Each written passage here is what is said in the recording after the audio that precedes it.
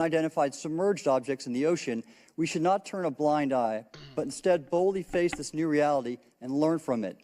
Additionally, at a time when leaders in government leave much to be desired, I feel obligated to show moral leadership on this issue of UAP disclosure by validating the credibility of the courageous men and women who have come out as witnesses and whistleblowers to expose the truth.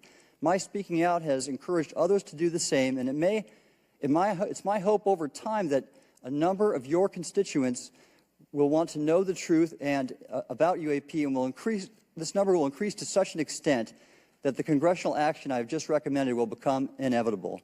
Thank you, and I look forward to your questions. Thank you. I will now recognize Mr. Elizondo for his opening statement. Greetings, Chairwoman Mace, Chairman Grothman, Ranking Members Connolly and Garcia, and members of the committee. It is my honor and privilege to testify before you on the issue of unidentified anomalous phenomenon, formerly known as UFOs. On behalf of our brave men and women in uniform and across the intelligence community, as well as my fellow Americans who have awaited this day, thank you for your leadership on this important matter. Let me be clear. UAP are real. Advanced technologies not made by our government or any other government are monitoring sensitive military installations around the globe. Furthermore, the U.S. is in possession of UAP technologies, as are some of our adversaries. I believe we are in the midst of a multi-decade secretive arms race, one funded by misallocated taxpayer dollars and hidden from our elected representatives and oversight bodies. For many years, I was entrusted with protecting some of our nation's most sensitive programs. In my last position, I managed a special access program on behalf of the White House and the National Security Council. As such, I appreciate the need to protect certain sensitive It's summer at the lake, Mystic Lake. Get ready for an epic summer and catch a show outdoors at the Mystic Amphitheater. Celebrate the 4th at Rock and Rockets, featuring music, food, and yes, fireworks. Bring your appetite to the Great Midwest Rib Fest, July 24th through 26th, for 3 days of lip-smacking food and free concerts. Plus, enter to win your share of over $800,000 in cash and prizes during Fun in the Sun all summer long. Don't wait. Start your epic summer today at Mystic Lake. Details at mysticlake.com. And see an informed public. Over the last decade and a half, I learned that certain UAP programs were and are operating without any of these elements. Although much of my government work on the UAP subject still remains classified, excessive secrecy has led to grave misdeeds against loyal civil servants, military personnel, and the public, all to hide the fact that we are not alone in the cosmos. A small cadre within our own government involved in the UAP topic has created a culture of suppression and intimidation that I've personally been victim to, along with many of my former colleagues. This includes unwarranted criminal investigations, harassment, and efforts to destroy one's credibility. Most Americans would be shocked to learn that the Pentagon's very own Public Affairs Office openly employs a professional psychological operations officer as the singular point of contact for any UAP-related inquiries from citizens and the media. This is unacceptable. Many of my former colleagues and I have provided classified testimony to both the Department of Defense and the Intelligence Community Inspector General, and many of us have subsequently been targeted by this cabal with threats to our careers, our security clearances, and even our lives. This is not hyperbole, but a genuine fact, and this is wrong. To fix these problems, I propose 3 principal actions. First, Congress and the President should create a single point of contact responsible for a whole-of-government approach to the UAP issue. Currently, the White House, CIA, NASA, the Pentagon, Department of Energy, and others play a role, but no one seems to be in charge, leading to unchecked power and corruption. Second, we need a national UAP strategy that will promote transparency and help restore the American public's trust at a time when the public's trust is at an all-time low. This strategy should include a whole-of-government approach, including the academic and scientific communities, the private sector, and our international partners and allies. Third, Congress should create a protected environment so whistleblowers desperate to do the right thing can come forward without fear. As it currently stands, these whistleblowers suffer because of stigma, a code of silence, and concerns about retaliation. These whistleblowers should be encouraged to come forward in ways that protect them against any forms of retaliation. Policies and procedures should ensure that protection, and for those who refuse to cooperate, it is up to the members of this committee and the other lawmakers to wield their subpoena power against hostile witnesses and prevent additional government funding to those UAP efforts that remain hidden from congressional oversight. In closing, we as Americans have never been afraid of a challenge. In fact, we thrive on them. whether it's eradicating polio or going to the moon. We don't run from a challenge, we take it head on. To the incoming administration and Congress, I say to you, we need immediate public transparency, and this hearing is an important step on that journey. If we approach the UAP topic in the same way as we, as Americans, have met other challenges, we can restore our faith in our government institutions.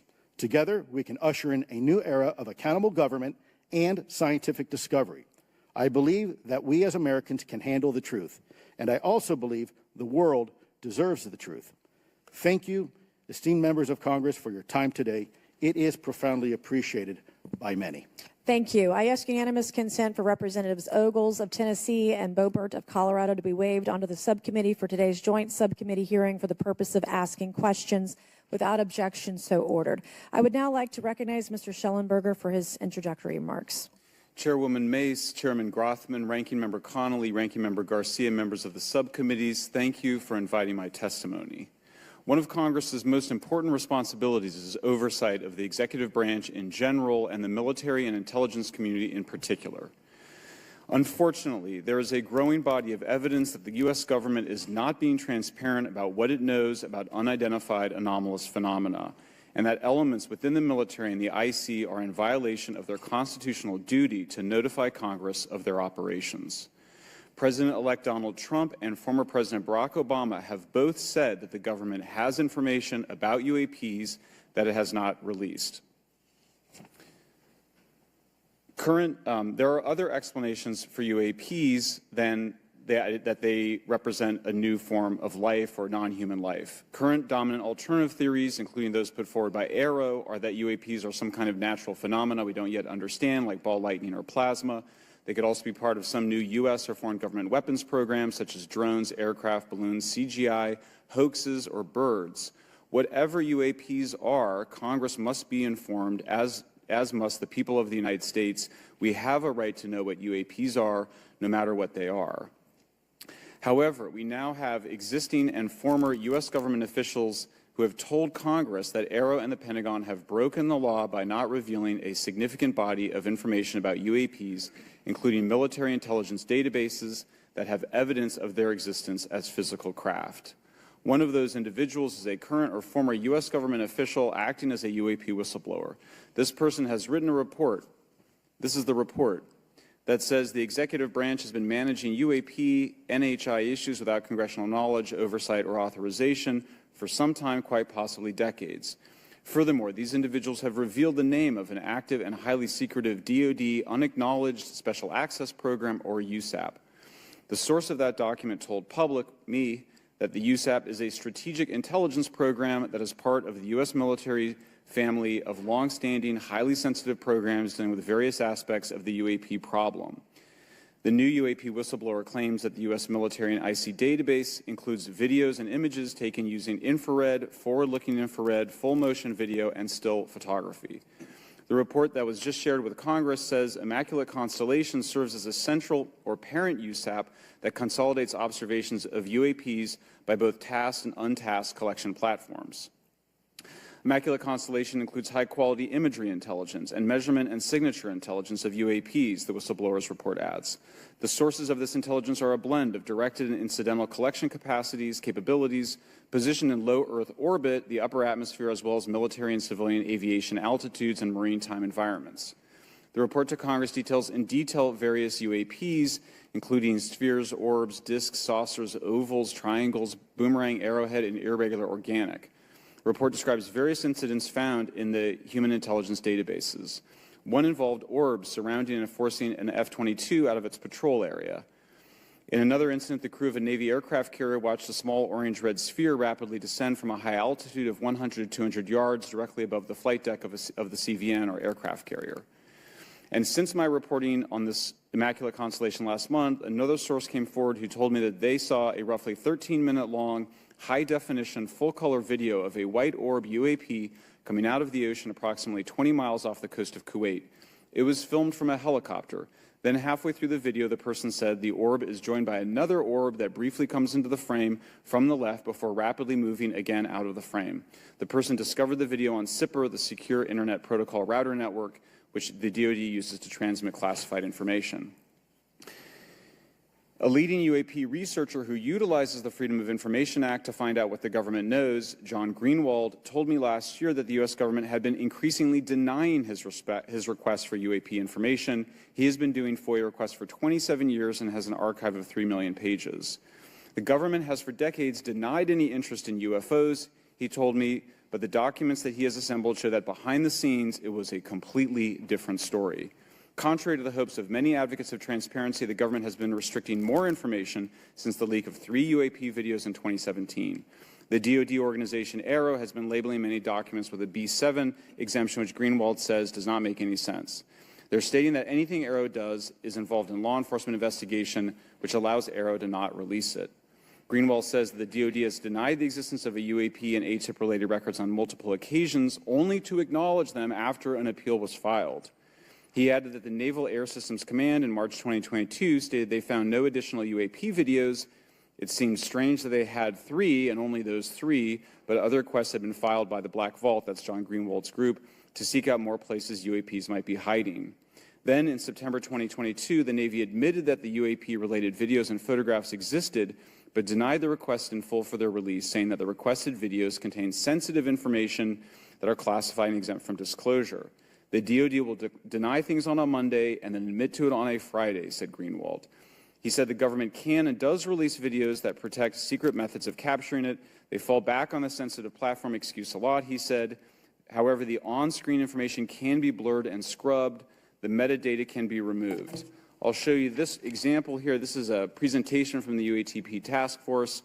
This is completely absurd. It's nuts, this level of censorship, of redaction on a document. It shows the redaction of how many reports they've collected, for how many years. 2 of the 3 potential explanations are blacked out.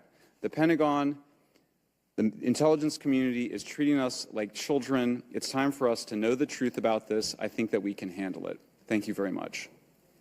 Thank you. I would now like to recognize Mr. Gold for 5 minutes.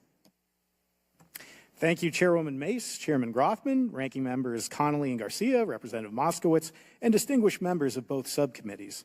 I'm grateful to all of you, as well as your intrepid staff, for the opportunity to testify, and would like to begin by discussing courage. Courage is what it takes to tackle this topic, and courage in the face of adversity is what I see in front of me, beside me, and behind me. Per my introduction, I am currently the Chief Growth Officer at Redwire Space and have had several leadership positions at NASA. That being said, I want to be clear that I am speaking exclusively on my own behalf and not for Redwire, NASA, or any other organization. However, I am here today to speak out for science. Adversity, science requires data, which should be collected without bias or prejudice. Yet, whenever the topic of UAP arises, those who wish to explore the phenomena are often confronted with resistance and ridicule. For example, members of the NASA UAP Independent Study Team, particularly those in academia, were mocked and even threatened for simply having the temerity to engage in the study of UAP. Our best tool for unlocking the mystery of UAP is science, but we cannot conduct a proper inquiry if the stigma is so overwhelming that just daring to be part of a NASA research team elicits such a vitriolic response. Therefore, one of the most important actions that can be taken relative to exposing the truth of UAP is to combat the stigma. And this is where I believe that NASA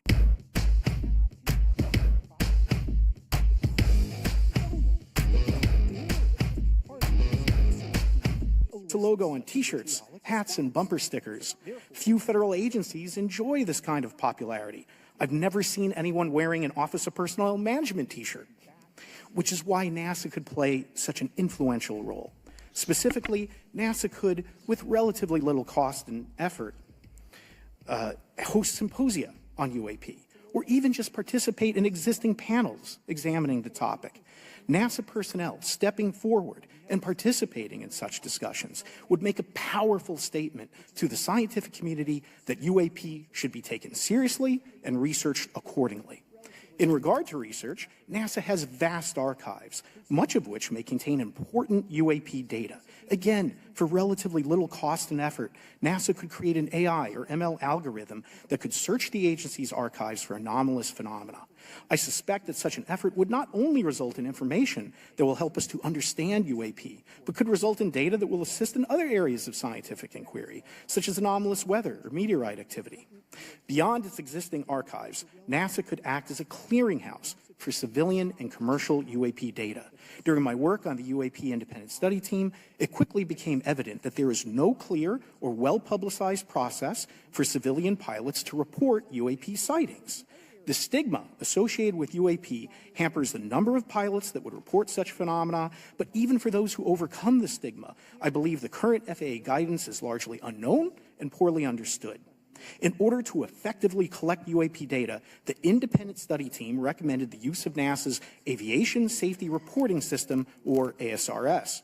This system, which is administered by NASA and funded by the FAA, provides a confidential means for the reporting of safety violations in a voluntary and non-punitive manner. Over 47 years, the ASRS has collected nearly 2 million reports. ASRS is the perfect tool to collect UAP data, which could then be collated by NASA and shared with the public at large. Leveraging ASRS could create a treasure trove of UAP data, potentially hundreds of thousands of reports, supporting this hearing's goal of exposing the truth. And I'm grateful to our two co-chairs and other members who have already incorporated this idea into proposed legislation.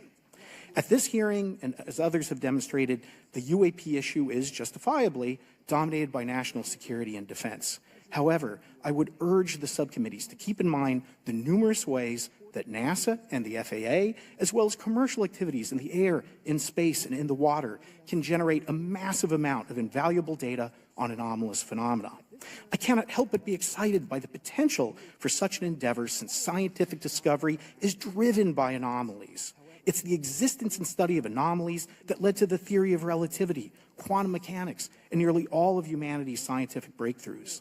This is why the study of UAPs should be embraced, since whatever is occurring, the chance to garner new knowledge should never be ignored. We must be thorough in collecting information, fearless in making conclusions, and open to following the data, no matter how mundane or extraordinary the results may be. I began this testimony by praising the Joint Subcommittee members for their courage, and I will end by echoing that sentiment. As the saying goes, the truth is out there. We just need to be bold enough and brave enough to face it. Thank you. Thank you. Thank you all. I will now recognize myself for 5 minutes of questioning. I have a lot of questions, and I have a lot of witnesses. So I would just ask, if it's yes or no, to please just tell me yes or no. If it requires more than that, be very succinct, because I would like to go down the line and ask as many questions as possible. So for the Admiral this morning first, former DOD official Chris Mellon reached out to you about satellite imagery from 2017 that depicts a UAP. What were the dates in 2017 when this occurred? I can't share with you the details, ma'am, but I can do it in a closed setting, and I can also tell you the agency that wrote a report on it. Okay, so who has the imagery? I can tell you that in a closed setting. Can you describe what was depicted in the satellite imagery? Just a description. It was a UAP, ma'am. That's it? No other description? The term that the analysts used, they called it the button. It was a disc-shaped object. Okay, where was it? I can't tell you that, ma'am. Okay. All right. Okay, Mr. Elizondo, you state in your testimony that, quote, advanced technologies not by our government or any other government are monitoring sensitive military installations around the globe, end quote.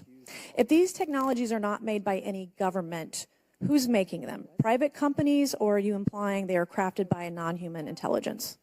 Well, ma'am, that's precisely why we're here. The problem is that, temporally speaking, over decades, not just the last 10 years, to put this in perspective, Are these private companies you're implying, or is this non-human intelligence? It may be both. Okay. When it comes to Blue Force Technologies, I would not be able to discuss. Okay. Are you read into secret UAP crash retrieval programs? We would have to have a conversation in a closed session, ma'am. I signed documentation 3 years ago that restricts my ability to discuss specifically crash retrievals. I submitted for my book through the DOPSR process, which took a year for it to be reviewed. And what is in the book is what I was told I'm allowed to talk about. Has the government conducted secret UAP crash retrieval programs, yes or no? Yes. Okay. Were they designed to identify and reverse engineer alien craft, yes or no? Yes. Does the U.S. government have any reverse, okay, we already answered that question about retrieval programs. Do any U.S. contractors have the same? I would prefer to address that in a closed session, ma'am. Okay.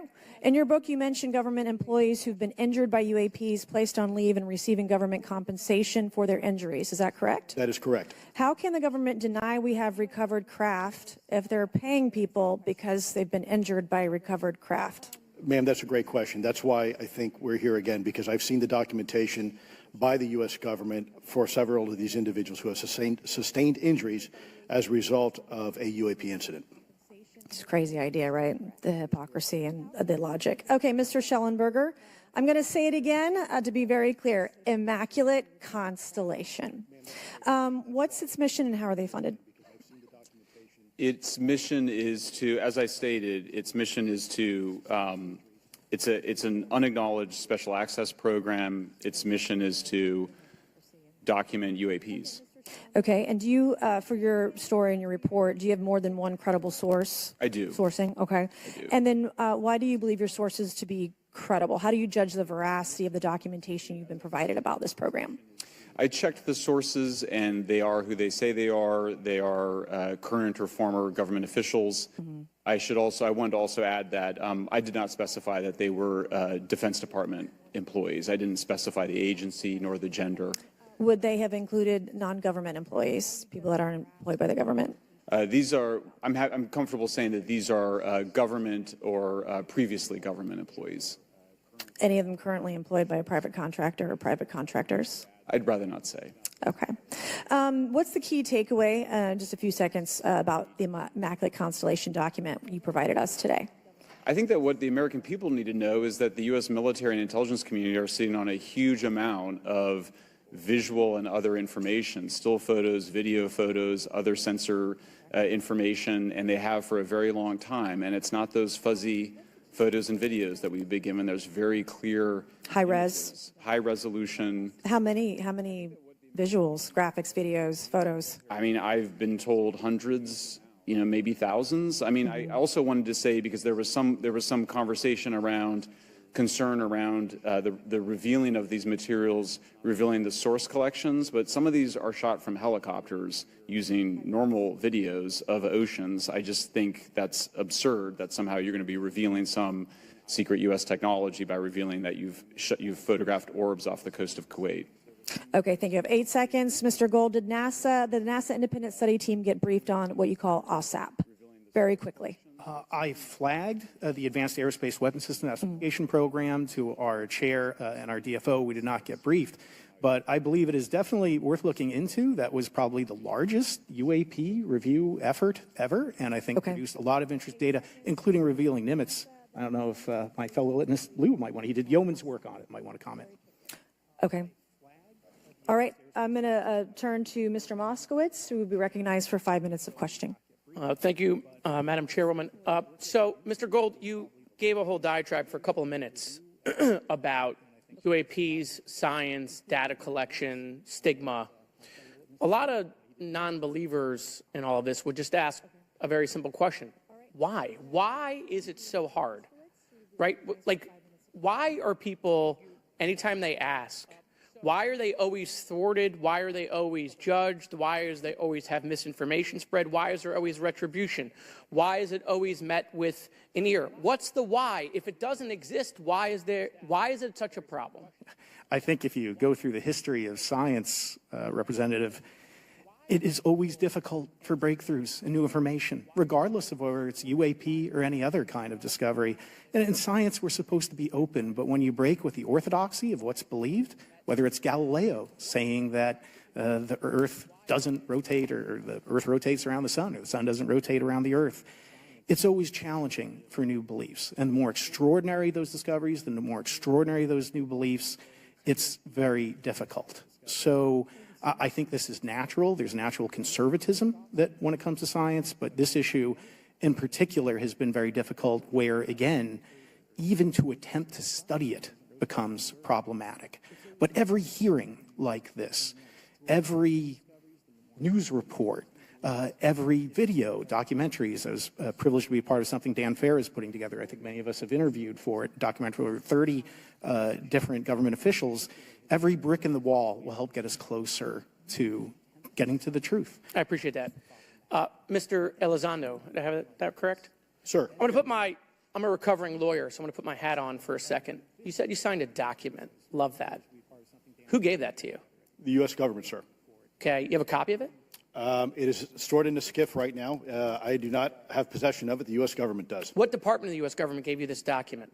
I will say the Department of Defense. Unfortunately, I can't say in this forum much more than that. You specifically said the document said you can't talk about crash retrieval.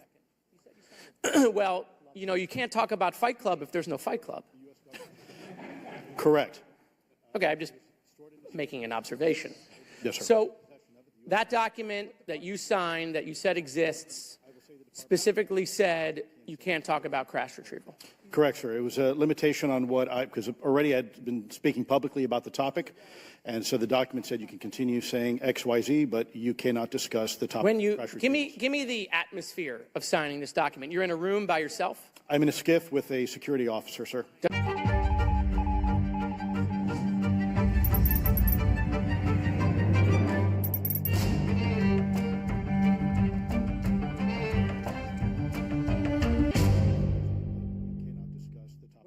Army, and after a very short stint in military intelligence, I became a counterintelligence special agent.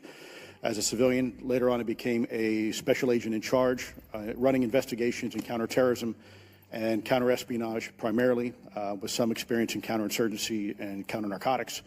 And then in 2009 timeframe, when I came back to the Pentagon after a tour with the Director of National Intelligence, I quickly became part of a program that was originally called OSAP that evolved into the program now called ATIP, which is where those videos that we now see, the Go Fast, the Gimbal, the FLIR, that was part of our effort, sir. Right. So you're not some conspiracy theorist. You actually have a legitimate background.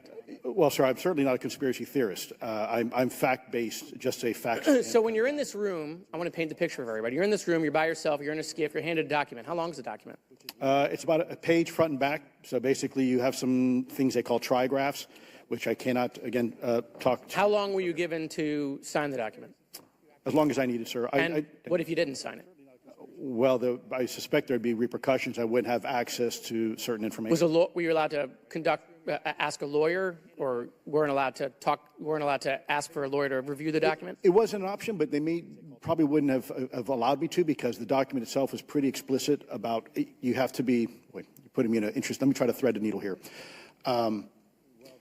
There are certain documents that we have in the U.S. government that allow people to have access to certain programs, whether it's a special, and I'm going to be very generic here, whether it's a special access program or a controlled access program, SAP, CAP, whatnot. How many people have to sign that document? It depends how many people are going to get access to the information, sir. Okay. Last question. Doctor, real quick, can you tell us about the Omaha incident in greater detail? I've read your background, right? Some people would label you as a member of the deep state, since you worked in government for a long period of time. But can you tell us more about that incident? You've written a lot about that. I wrote a lot about incidents like it, Congressman, but that specific incident involved the USS Omaha, the littoral combat ship of the U.S. Navy operating off Southern California. I don't remember the exact date. It was within the last decade. And what the watchstanders on the bridge observed was a UAP, again, something that was aloft but had no observable exhaust or control surfaces. So it was something that couldn't be explained. And then they saw it enter the water from the atmosphere and going through the air-sea interface, and so thus exhibiting transmedium travel. Thank you. I yield back. Thank you. I'll now recognize Mr. Grothman for 5 minutes of questioning. Yeah, we'll start with Mr. Gallaudet. During a previous UAP hearing, Navy Commander David Fravor discussed the TikTok object engaged in 2004. Are you familiar with the incident, the TikTok incident? Yes, sir.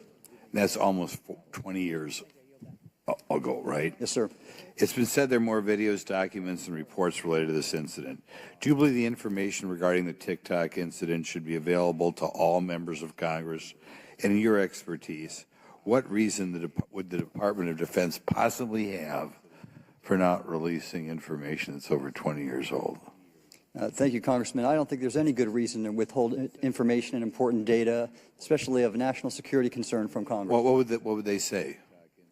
I will speculate, sir, that they don't want to share that kind of information because it reveals weaknesses in our ability to monitor and protect our airspace. Okay. In your written testimony, you claim last year's UAP hearing before this Oversight Committee confirmed that UAP-related information is, well, it's not only being withheld, but that elements of the government are engaging in a disinformation campaign to include personal attacks designed to discredit UAP whistleblowers. Could you elaborate on that statement a little? Yes, sir. Earlier this year, I met with the DoD's All-Domain Anomaly Resolution Office, and what I thought would be a 90-minute meeting just to meet with leadership turned out to be an hours-long influence operation on me, where they attempted to convince me of the validity of the very flawed and error-ridden historical records report. In addition, they tried to have me question very valid UAP reports like the Tic Tac incident, and even coming to stating possibly that the Tic Tac was American technology. And then, of course, if you ask David Fravor or Alex Dietrich, the two witnesses, they were convinced it was otherwise. And then, and they also cast discredit on various UAP whistleblowers and witnesses to question their validity and credibility as witnesses. Okay. We'll go to Mr. Elizondo. Hope I got that right, or not at least Close not enough, that sir. right. You're familiar with the recent drone incursion over Langley Air Force Base? Yes, sir. The owners of these drones remain unclear. The U.S. military has not been able to give us in Congress an answer. Given your experience with the Department of Defense and the intelligence community, how frequently are UAP sightings over military installations? And secondly, I suppose hypothetically you could have incursions over just, say, regular airports. Is it obvious these incursions are more likely over military facilities than just a random airport out there? Yes, sir. There's definitely enough data to suggest that there is certainly some sort of relationship between sensitive U.S. military installations, also some of our nuclear equities, and also some of our Department of Energy sites. There is a long historical record that some of your colleagues may have, documentation that demonstrates this. This is not a new trend. This has been going on for decades, and that information's been obfuscated, unfortunately, from folks like you in this committee. And I think that's problematic because ultimately, at the end of the day, we have a significant situation here. We have something that can enter into U.S. airspace completely with no attribution. And how long has this been going on? Sir, decades. And there's information that will hopefully be entered into the record. Can you think of any possible reason why they can't release any information they have on something, say, 15 or 20 years old? Sir, if I could echo my colleague here, Admiral Gallaudet, I think one of the big issues that we have in the intelligence community, Department of Defense, is we don't want to broadcast any potential vulnerabilities or weaknesses in our national defense systems or on intelligence collection platforms. Therefore, when you have a conversation where you address a problem for which there is no solution, it makes that a very uncomfortable conversation to have. Okay, we'll switch to Mr. Schellenberger. The primary reason you're here today is because you published an article on the news publication that you own called Public, right? Alleging that a new unnamed government whistleblower has come forward asserting that a highly classified program exists dedicated to recovery and reverse engineering of UAP technologies. Can you give us what specific evidence you have or that your source provided you to substantiate the claims about the existence of the Immaculate Constellation program? Well, you have the report in front of you now, so you can see it for yourself. I checked the report, and I did not find it based on existing cases. It was new cases for me. I hadn't found anybody. So that answered for me that it was not obviously circular reporting, which is one of the big concerns in this space. I also had the name of the program confirmed by more than one additional source. So yeah, and then of course I checked to make sure that the source was who they claimed to be. Okay. I should also say that when I said before it was this database, it is a much broader program than that. It also includes human intelligence, and then, as you mentioned, the retrieval and the reversal. Any knowledge of what country these things originated in? No. No, I have no idea. Okay. Okay, I will now recognize Mr. Burchett for 5 minutes of questions. Thank you, Chair Lady. I request unanimous consent to enter into the record documents provided to us regarding legacy UAP programs and psychological operations. Lou Elizondo. So ordered. I also want to thank my buddy Jeremy Corbell for providing us documents and access to some whistleblowers. Mr. Elizondo, what is your last position with the federal government? Sir, I was the Director of National Programs Special Management Staff managing a White House Special Access Program on behalf of the National Security Council. How would you characterize UAPs? An enigma, sir, and a frustration. We're talking about technologies that can outperform anything we have in our inventory. And if this was an adversarial technology, this would be an intelligence failure eclipsing that of 9/11 by an order of magnitude. Are there classified Department of Defense materials related to UAPs that you believe could be safely disclosed to the public without compromising national security? Yes, sir, I do. I would never, ever try to endorse providing some sort of information that could compromise what we call a blue force technology or capability. But I do believe there's a lot of information regarding this topic, and I've been very vocal about it, that should be shared not only with the public, but most importantly, with members of Congress. Are you familiar with my friend David Grush? Absolutely, sir. I had the privilege and honor of working with him myself several years ago at U.S. Space Force. Last year, as you know, he testified that the U.S. has run a multi-decade UAP crash retrieval and reverse engineering program. Would you agree with that? Yes, sir. Are there UAP programs operating without proper congressional oversight? 100%.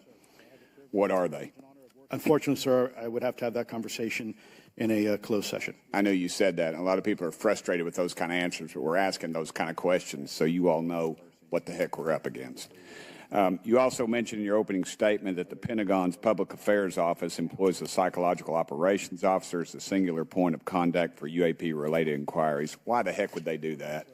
Sir, that's a great question. I would ask the Pentagon. There's a long history here of that individual providing misleading and false information to the public through various news outlets and media outlets in order to discredit this topic. I've personally been victim to it. We have the documentation to substantiate where this information has been absolutely inaccurate, that has been provided time and time again, and it turns out that that individual was also working with former leadership of Arrow at the time as well. And we punish them by giving them multi-million dollars more than they ask for every year. Admiral Gallaudet, you mentioned in your opening statement on an email you received from the operations officer of the Fleet Forces Command regarding unknown objects almost colliding with U.S. military planes. Did anyone respond with knowledge of what the objects were? I received no response, sir. Did the exercise get canceled? The exercise did not get canceled. Why do you think the commander of Fleet Forces operations officer never discussed the incident again? Sir, I'm speculating because I didn't have an exchange with him, but I believed it to be part of a special access program. At Buca di Beppo, every meal's a celebration. Come try our family feast that feeds 4 for just $40. Each feast comes with fresh garlic bread, your choice of salad, and one of our traditional from everybody's account. Again, tell us what happened to the email from the commander of Fleet Forces. The day after I received it, and all the other recipients received it, which were all the subordinate commanders of U.S. Fleet Forces, so 1- and 2-star admirals, including strike group commanders, the email was wiped or deleted from our accounts, and then no one talked about it. All right. Have you specifically had any experience with submersible objects?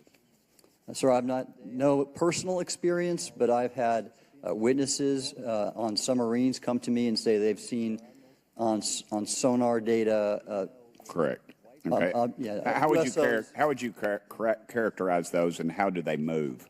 The one instance that was revealed to me was in the 80s on a nuclear-powered submarine, a ballistic missile submarine, that the object exhibited the characteristics of a Russian torpedo in terms of its speed of movement and closing rate with the submarine, and then it slowed and followed the submarine slowly in its wake for a period of minutes, and then rapidly exited the scene. And nothing that we know of and technology-wise could replicate that. And the speed of these objects was faster than anything that we have or anybody else has that would be manned. Is that correct? It was on the order Underwater. of a torpedo. So yes, sir. Yes, sir. But as it exited, well, I don't exactly know how fast a torpedo is, but I expect it does better than my old outboard Scott Atwater, so I'll take that as a yes. Yes, sir. Okay. Have you experienced any experience with the All-Domain Anomaly Resolution Office, ARROW?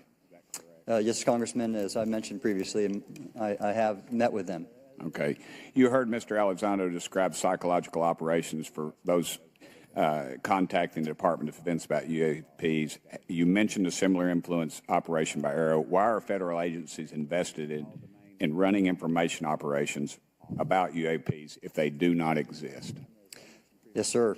But I'll make a statement on ARROW's behalf. They have new leadership. The office has reached out to me to meet again, and I take that as a good faith effort, and we'll see where that goes. Thank you, Chair Lady. I've run over. Thank you. Thank you, Mr. Tennessee. I would now like to recognize Mr. Higgins. You're the king of Tennessee. Mr. Higgins, you're recognized for 5 minutes of questions. Thank you, Madam Chair. Mr. Elizondo, Mr. Schellenberger notes in the report that we've been given for this hearing. I believe, Mr. Schellenberger, let me shift you, the author of this report. I'm sorry, sir. I'm not the author Mr. of. Schellenberger, were you the author of this report? There's No, I was no not. name on it. No, Do you know the author? I do. You do. And how would you estimate that madam or gentleman, the author? The person is a current or former U.S. government employee. And it states here that this is the public version of the author's report. Yes.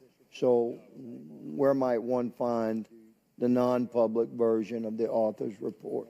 I don't know the answer to that. Would that be with the Department of Defense? I don't know. But you do know the author. I do. You know what the author's sources were?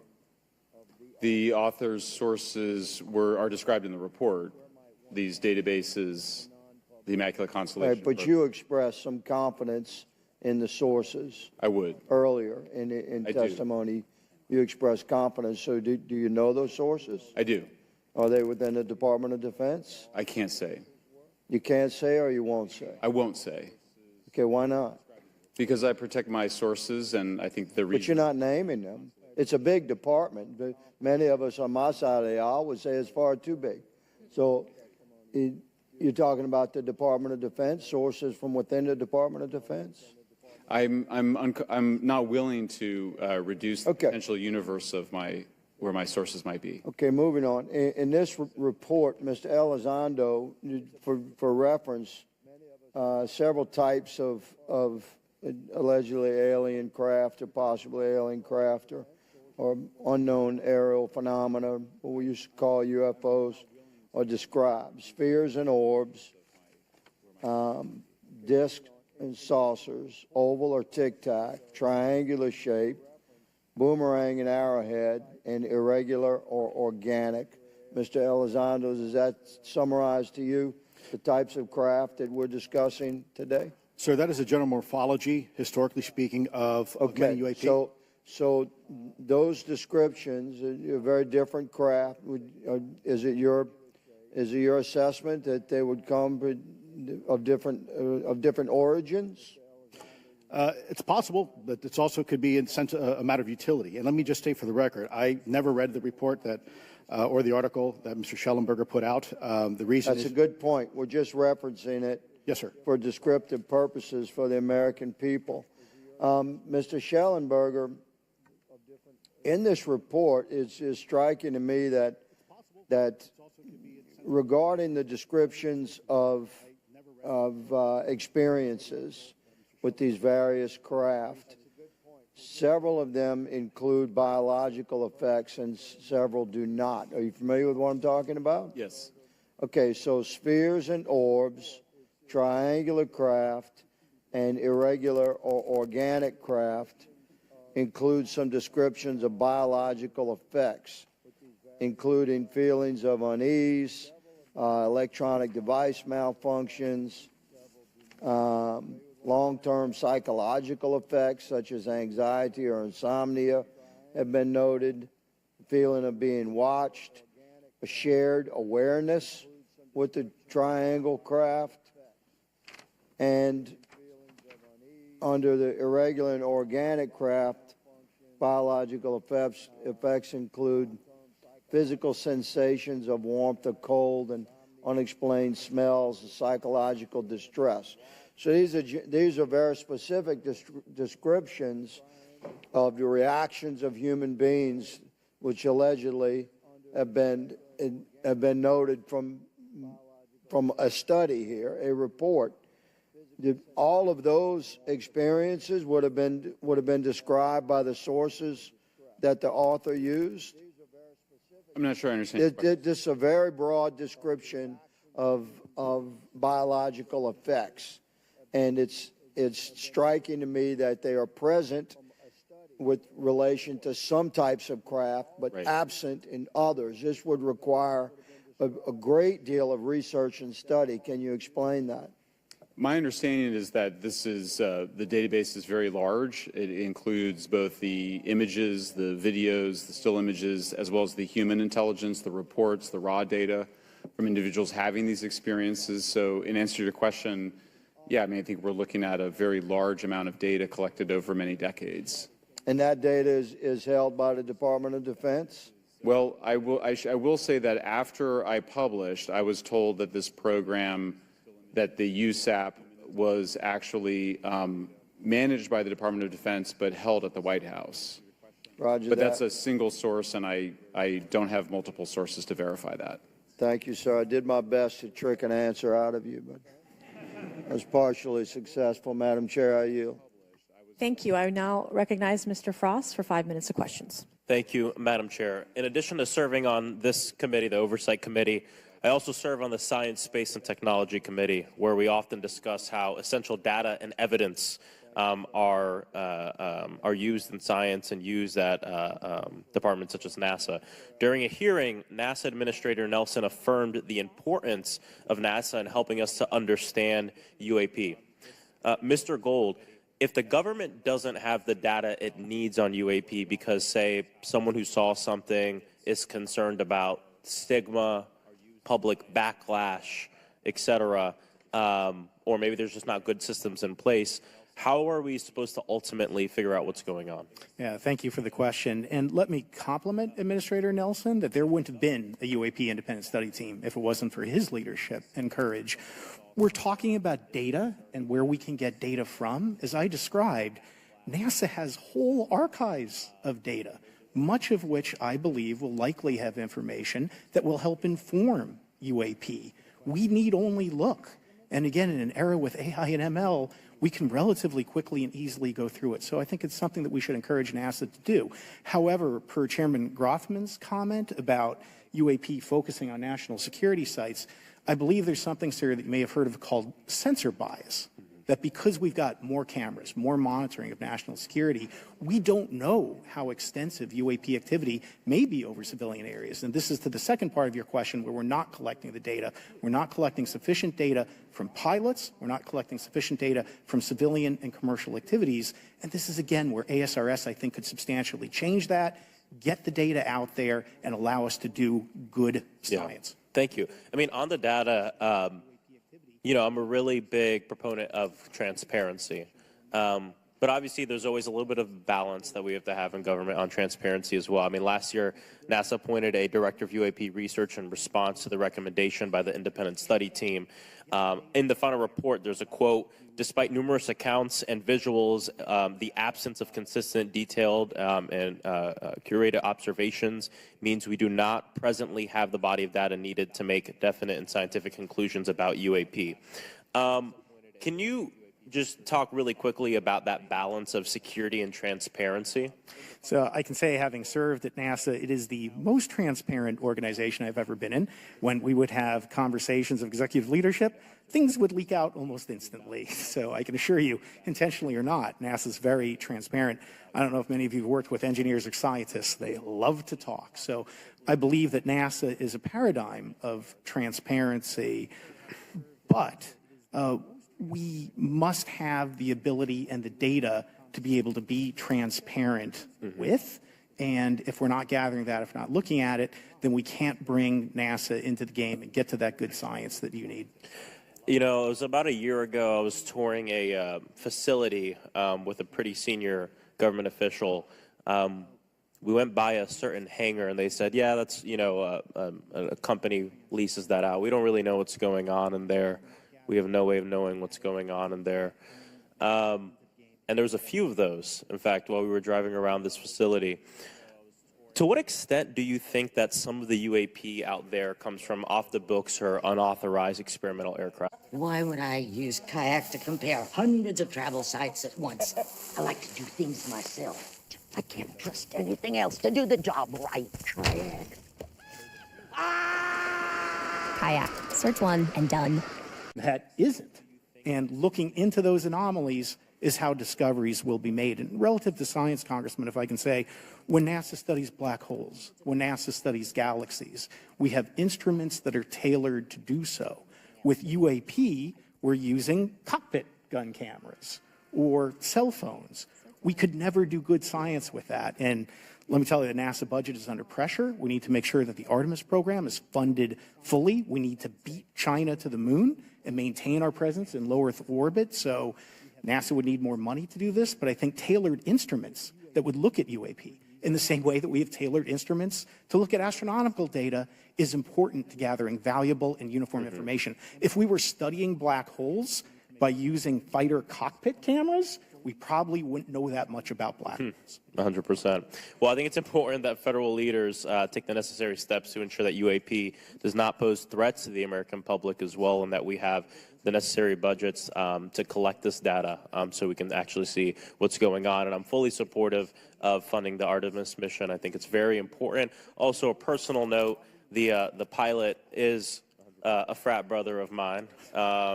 He is a member of the Phi Beta Sigma Fraternity Incorporated, and so I would love to see my fraternity make it to the moon. But Redwire is building the cameras for Artemis, so we will take some pictures of your frat brother and get them. There we go. Thank you so much. I yield back. Thank you. I will now recognize Ms. Luna for 5 minutes of questioning.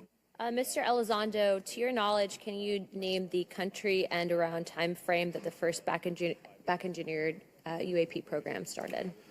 Ma'am, unfortunately, I would not be able to have that conversation in public. Can anyone on the panel name that? None of you? Okay. This next question is for Mr. Gallaudet. To your knowledge, have any USOs ever outpaced our submarines? Yes, ma'am. At what magnitude? I don't have the exact speed, but again, a witness came to me, a credible former submarine officer who observed it on sonar data. And this was in the 80s in the North Atlantic during a storm, and it outpaced his submarine by orders of magnitude. Are you aware of any hotspots that currently exist off our shores in North America? Not with sufficiently credible data, ma'am.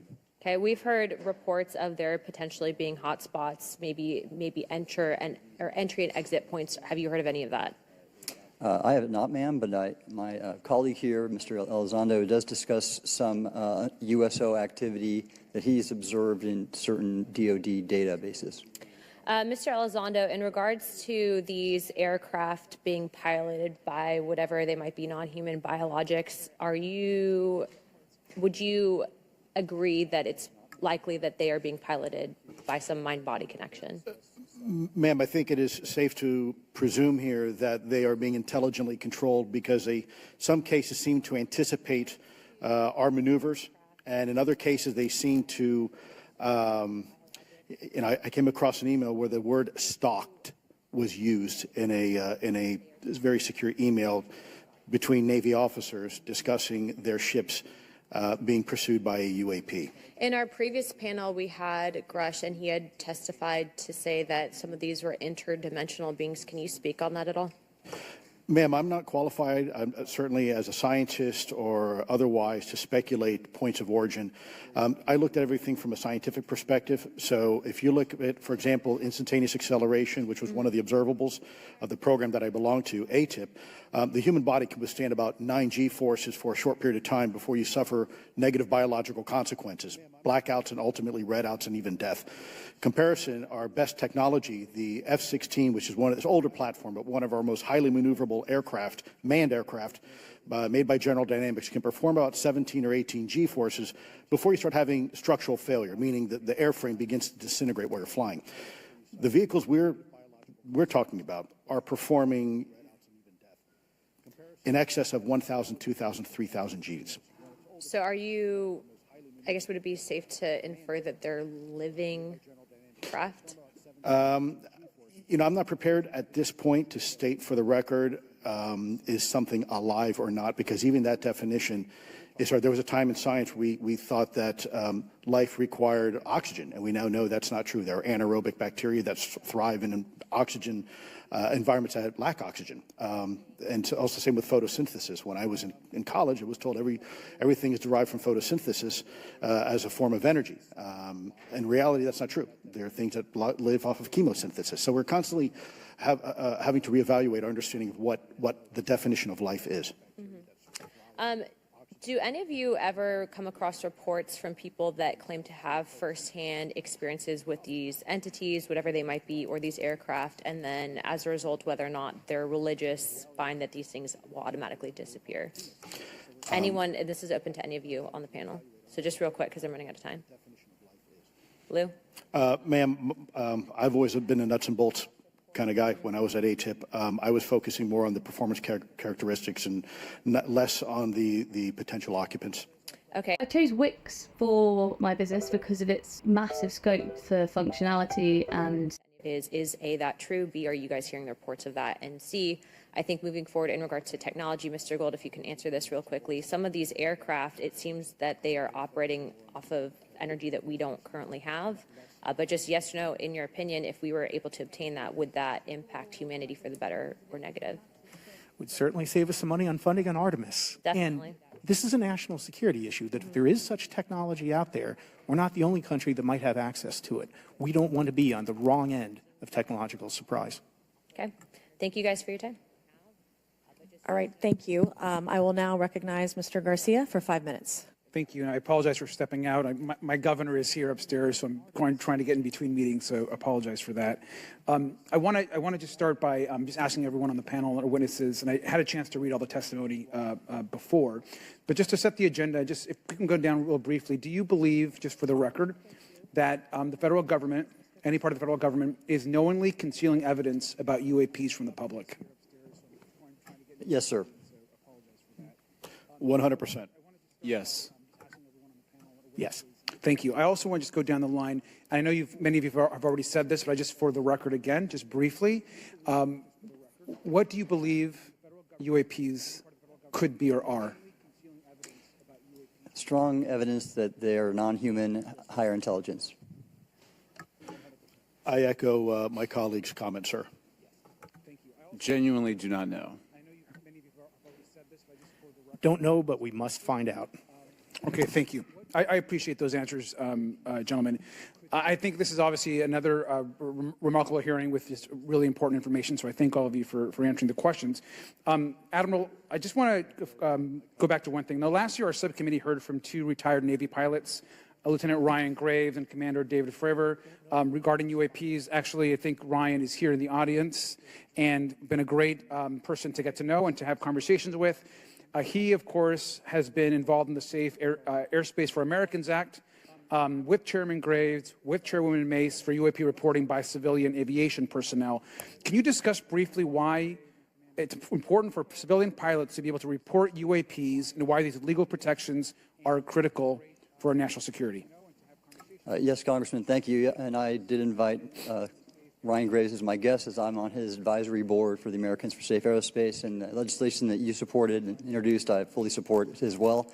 And I think it's important that more civilian pilots, commercial pilots, report so we can better understand and learn and do research on UAP, as well as remove the stigma so more citizens report on what they observe. And also, it'll only contribute to aviation safety when we have a better understanding of where these UAP are, how they operate, and at what frequency and what capability level. So it's important for aviation safety, and it'll be important for moving science and research forward. Thank you, sir. And I just want to reiterate to my colleagues, I mean, this is a very bipartisan piece of legislation, and we just got to continue to get this through the Congress, and it's incredibly important that civilian pilots have the opportunity to safely report the UAPs that they are seeing or encountering in the air. And I can't express how critical this piece of what I believe is a larger collection of evidence and facts actually happened. We've been approached by pilots. I've talked to folks that have been engaged with our office and others, and there is still enormous stigma. And essentially, we don't have a system where folks are feeling free to be able to report what they're seeing. And so I just want to reiterate that advocacy. Mr. Gold, in your testimony, you discuss NASA's aviation safety reporting system, a confidential, non-punitive reporting mechanism. In the Safe Airspace for Americans Act, we explicitly allow for civilian reporting, of course, of UAPs. Can you explain why the NASA task force recommended the use of the aviation safety reporting system? The aviation safety reporting system is an existing system that is trusted, that has taken hundreds of thousands, now millions of cases. And again, recognizing budgetary constraints, this seemed like the perfect way to be able to gain more data. And when it comes to the stigma, sir, it's something that pilots are used to reporting on, that crew is used to reporting on. So it's a great way to get data, to overcome the stigma without spending really that much more additional money since the system exists. Thank you so much for your support of that. Thank you for what Ryan Graves does. This is a common sense means to expose the truth of UAP for the purpose of this hearing. Thank you. And I just want to also add, now earlier this year, as part of the House Defense Authorization Bill, the NDAA, I filed an amendment to include the UAP Disclosure Act, which would create a UAP Records Review Board and exercise of eminent domain over UAP-related material, modeled actually on the JFK Assassination Records Collection Act, which is widely known. Now, the amendment was blocked, but thankfully the Senate included the amendment by Senator Rounds and Schumer for the UAP Disclosure Act. So I just again want to say that we should be pushing and ensuring the UAP Disclosure Act, which is bipartisan in its support, should move forward. And if I can just briefly, particularly Admiral, can you just briefly, as I close my time, explain why the UAP Disclosure Act would be critical for us and our national security? Thank you, Congressman. Yes, I believe the UAP Disclosure Act is important for national security, as well as advancing potential socioeconomic benefits resulting from UAP research, as well as public safety, as we referred to previously regarding aviation.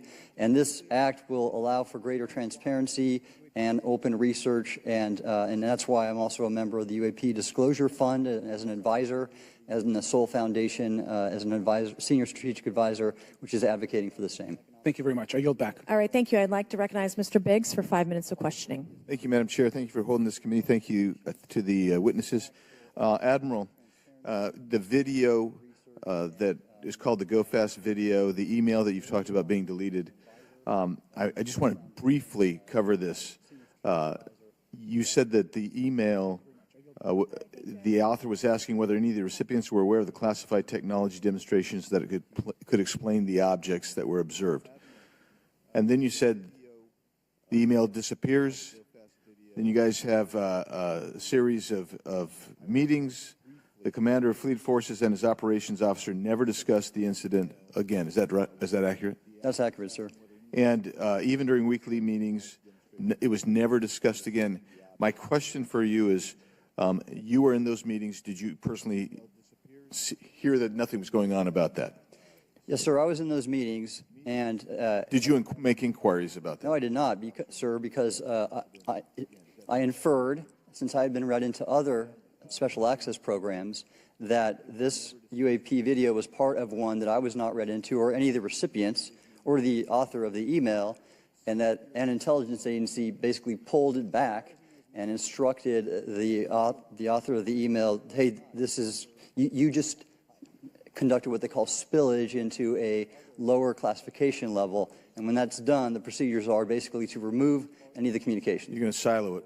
So, and you, Mr. Elizondo, you said in your report and your testimony today, a government work on the UAP subject still remains classified. Excessive secrecy has led to grave misdeeds against loyal civil servants, military personnel, and the public, all to hide the fact that we are not alone in the cosmos. Fair? Yes, sir. All right, and all of you, and Mr. Schellenberger, by the way, I've read several of your books, Mr. Schellenberger, excellent stuff. What I would say, too, is you were asked about the veracity of the author of this report. You comfortable with the veracity? Yes. Okay.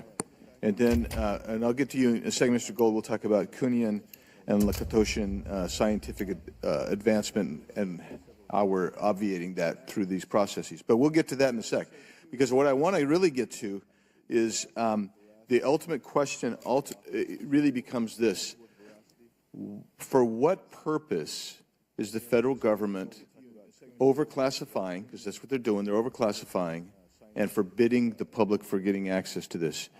And if you know, if you have an explanation, I'm curious, because I know what I've been told. I just want to know from your perspective, why do they overclassify? Mr. Elizondo, you look like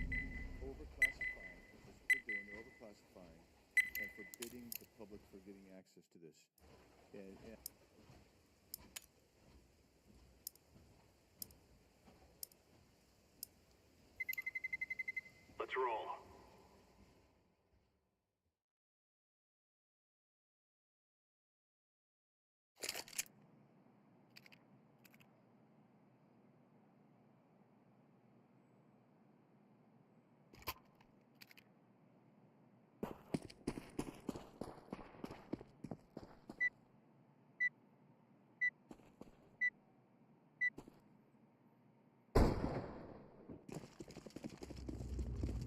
Gear up.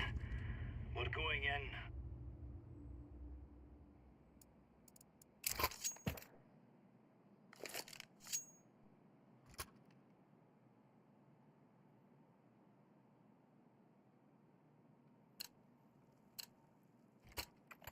Let's go.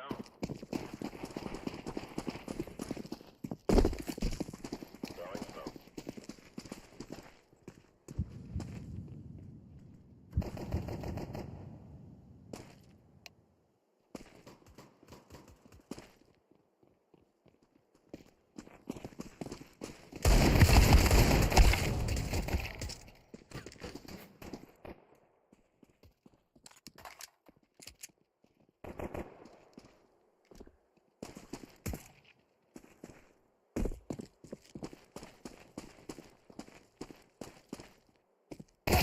Counter-terrorists win. Oh, it's a piece of cake, so it is.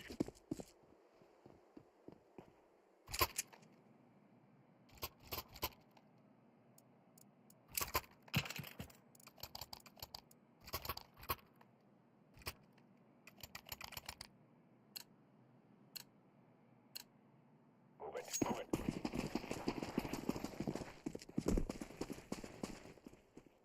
Laying down smoke.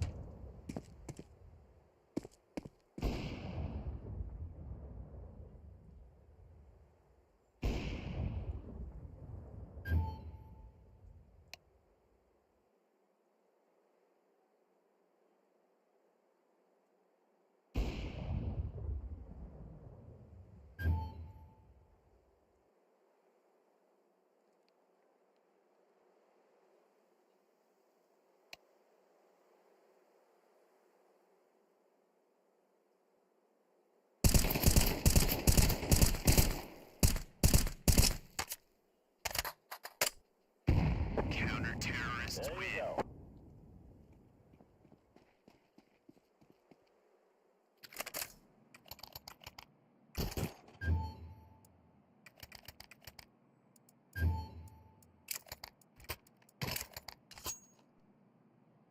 Affirmative.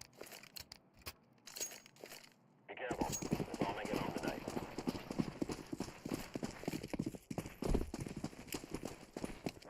Smoke. Throwing fire. Decoy.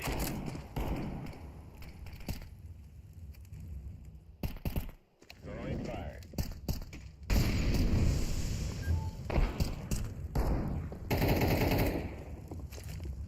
Throwing a grenade. Throwing flashbang.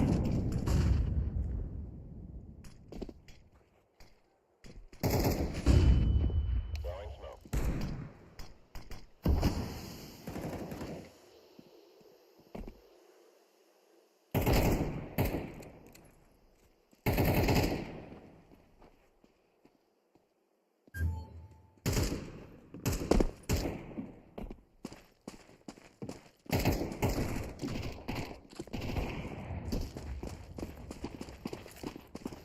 Flashbang.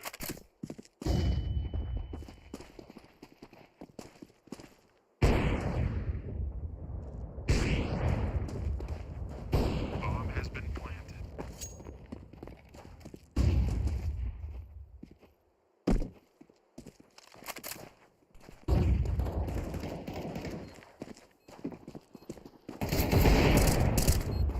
All right. Defusing.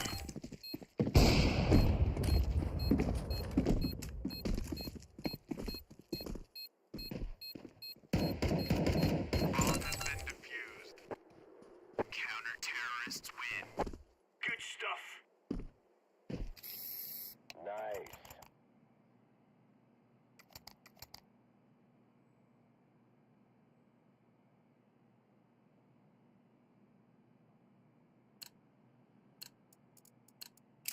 Go, go, go.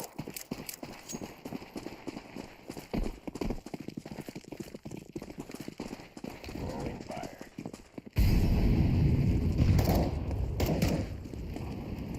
Laying down smoke. Throwing fire.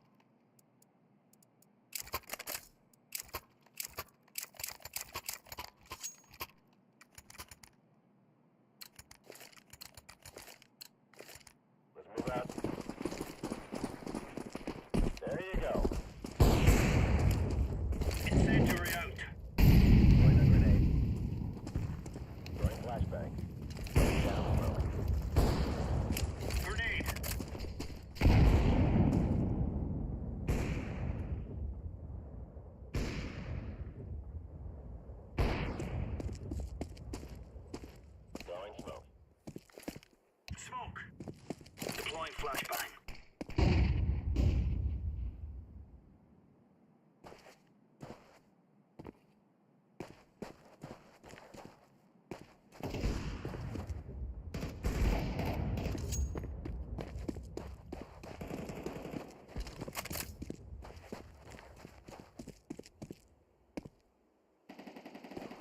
Counter-terrorists win. You're right on. You're right on.